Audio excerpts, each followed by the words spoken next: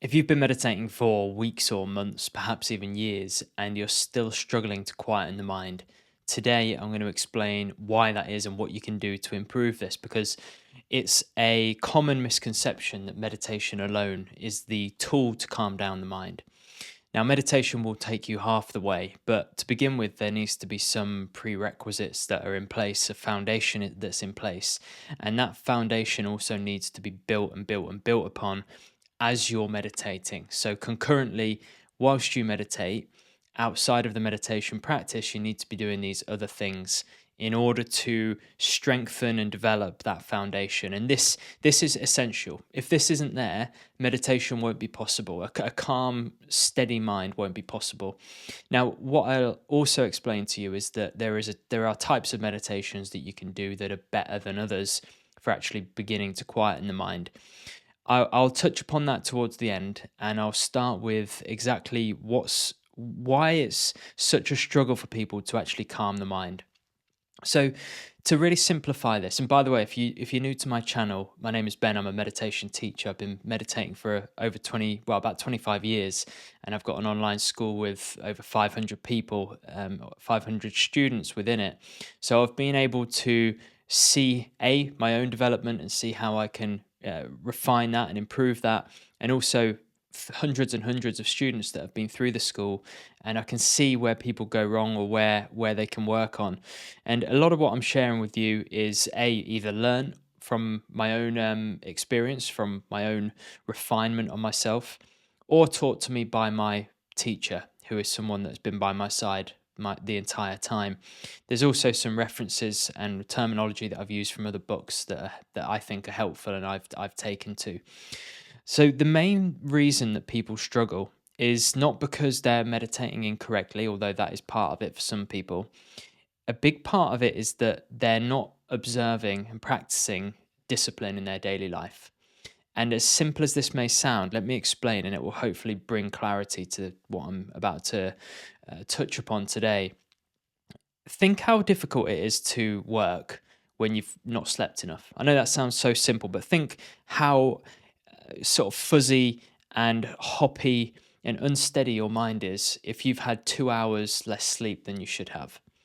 That affects your meditation. That affects every aspect of your life, but it also affects meditation. Think how sluggish the body feels if you eat junk all the time, or if you drink a lot of alcohol, or if you drink a lot of different types of processed food. You know how sluggish the body feels. Everyone knows this. This is all simple stuff.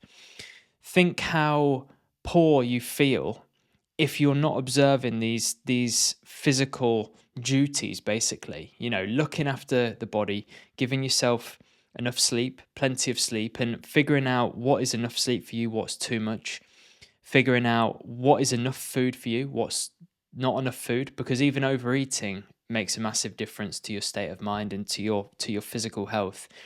So what I'm really touching upon here, which is a ridiculously simple point, but I don't think it's brought together enough with meditation, because so many people say, "Oh, just meditate and that'll fix all your problems." The reason that you're overeating, or that you're not sleeping well enough, or that you're doing this or that, is because you need to meditate and that will resolve them. In some cases, it helps. In some cases, that is the missing link that you're after. But in many cases, these aspects of our life need to be brought into balance, basically. They need to be regulated. So none of it should be done to an extreme. We don't want to, I don't know, fast so much that it becomes extreme. We don't want to refine our diet down to the point where it becomes so extreme. There's another element of us that's actually secretly in control, subtly in control. What I would recommend is quite literally writing down, so getting out a piece of paper or doing it on your laptop and writing down all of the activities that you have to perform through your body. And I'm looking at it, you'll notice that I'm talking about this as if I'm talking about a vehicle that I'm working on. If I was a mechanic and I was talking about a car, I would list it out, all the functions of the car and how the car needs to be serviced. Because that separation or that distinction in how we identify with the body is very important for those of you who are spiritually interested. But anyway, write down all of the functions of the body: sleeping, eating, drinking, what type of drinks that you have, All of the functions, what you listen to, what you watch, all of these make an enormous difference. If you're, let's say for example, you're not quite getting enough sleep, and every single night or a couple of nights a week you're watching horror films or you're watching murder documentaries, and then you're wondering why your meditation is very unstable and unsettled. All of these impact it. Just as the body takes on food, the mind also takes on food, and it consumes through these senses. Everything that makes up this physical body and ultimately part of the mind is related to the food that we consume. And that food, as I say, is consumed through all of the senses. It's consumed through sound, through smell, through what we watch. So what I would suggest, as I was touching upon, is list out all of the functions of the body, everything that you watch, everything that you listen to, every person that you speak to, or not the person, but the types of conversations that you have in, the food that you eat, the liquids that you consume, and see how you can bring these into greater balance and regulate them more. Now, this might be a big task. If you're incredibly, I don't know, if you struggle incredibly with food, then that one thing should be your focus. Bringing that more into balance for your own health, but also for the steadiness of your mind, because it all impacts the mind. So, what I'm pointing on here is that every function of the body has a massive impact on the brain, and the mind is a projection of the brain. So it will impact the meditation greatly if we've consumed rubbish or lower vibrational food, whether that's through what we're listening to and what we're watching and that type of thing. So be really structured with it, be really formal, write down everything that you do, all of the functions of the body, and think, how can I bring this into greater balance? Maybe you look at your sleep and you think, okay, I'm only sleeping 6.5 hours. I think, and this is where discernment comes in, this is where practice comes in. I think my body probably needs 7.5 to 8 hours. So what can I do? Can I get up a bit earlier, or go to bed a bit earlier rather, get up a bit later? How can I regulate my life a bit more? And you might find that just getting an extra hour's sleep every single night transforms how your meditation experience is, the stillness of your mind. So this is one big area, and this is the foundation of everything. Everything is built upon that foundation. So if you're eating garbage, if you're eating far too much, if you're not sleeping enough, if you're watching rubbish on the TV, horror films, if you're watching the news, if you're listening to things that are of a low vibration, a low quality, all of that will impact your practice. The second aspect is what the Shivapuri Baba called, and I've borrowed, is called moral discipline. And what moral discipline is really about is the thoughts that we engage. And so again, similar to physical discipline, what I would suggest with this is start to look at and be very clear about what types of thoughts you're engaging, what types of qualities you're engaging. Because the way that the mind operates, it's a bit like a garden. Within the garden, there are beautiful flowers, but there's also weeds that grow up. And the mind is a bit like this. We have lower natures and we have higher natures that sprout in the mind naturally. You could call these the higher self, the lower self, the divine qualities, the demonic qualities. And to each positive attribute, for each positive attribute, there's also a lower attribute.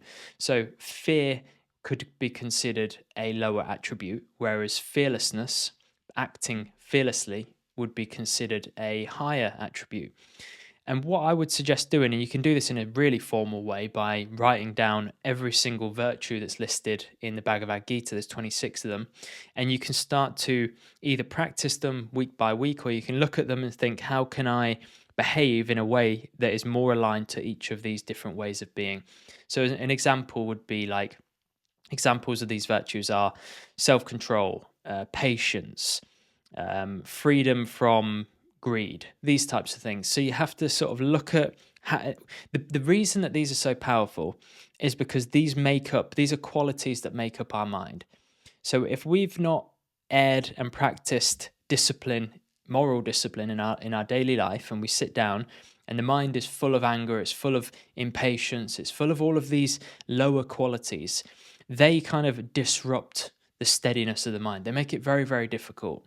So we have to look at our day and start to remove these negative attributes. When we're starting to act in a way that is more aligned to fear, we can step back and use our discernment, our discerning faculty, and say, okay, I feel fear in this particular instance. Is it needed? Is it of any value? Maybe I'm scared to go to a social event. No, not really. Okay, I'm gonna practice fearlessness and I'm gonna go to that social event. Or perhaps you are, I don't know, waiting for a response for a job interview and you're feeling really agitated by it. Okay, you're perhaps there experiencing impatience. That's a lower quality. Remind yourself, okay, there's no rush. Take a few deep breaths, become and accept that it's okay, and live in alignment with patience. So this is how we're more than starting then to sort of formalize how we engage with the different influences that appear in our mind, because these do appear naturally, and you'll find that it's a it's a combination of these things that actually help. So, meditation brings about mental clarity, composure, the ability to step back and witness things. And that ability will help you to discern in daily life when you're influenced by these different emotions, these different feelings that arise within the mind. So, meditation does help this process, but this process also helps meditation. So it's very, very, very important that we practice physical discipline and moral discipline in daily life. Now, the final point that I wanted to touch on was actually the type of meditation that you're doing. Now, if you need some guidance and support with your practice, if you need to be, you need help with accountability, being consistent, some motivation, you want to learn pure, proper methods of meditation, you're more than welcome to join my online school. I'll leave a link in the description below, but you don't need to. There's many areas and places you can learn how to meditate. But the key thing is to have one single thought. And when I say thought, I mean either an object that you're focusing on, the breath, a mantra, a picture of a deity that you devote yourself to. Depends on you, depends on what sort of avenue and path is preferred for you. Some people love the idea of devoting themselves to Lord Krishna, for example. Some people hate that idea and they just want to follow the breath, or they want to follow the question, who am I? So have a single object that you meditate on, because what that does, it's like an anchor. It's like a boat that chucks an anchor off into the sea. It stops the mind running too far away. It gives the mind this smaller sort of field of movement. And it's like if you had a dog and you've got a dog on 100-meter lead. It's going to run all over the place. It's going to be getting tangled up. You've got no control over it. If there's troubles arise, you're not going to have the tension to be able to keep it under your reign. So what the single pointed focus sort of meditations do, it's like pulling the dog lead all the way back so that it's just got, you've got 6 inches and it's right next to you, and you're training it to be exactly where you want to be. Now, in time, you'll find that naturally you'll be able to unclip the lead on the dog once you've trained it enough and it doesn't run so far away. This is the process of meditation that we're starting to develop. But as I've mentioned throughout the video, we need the foundation there. We need the physical and moral discipline, all of the areas of our life that might be unregulated, that might be a little chaotic, out of balance. These need to be brought back into balance. And then with that, a single pointed, simple meditation technique that we do consistently in a disciplined way, with love, with intention.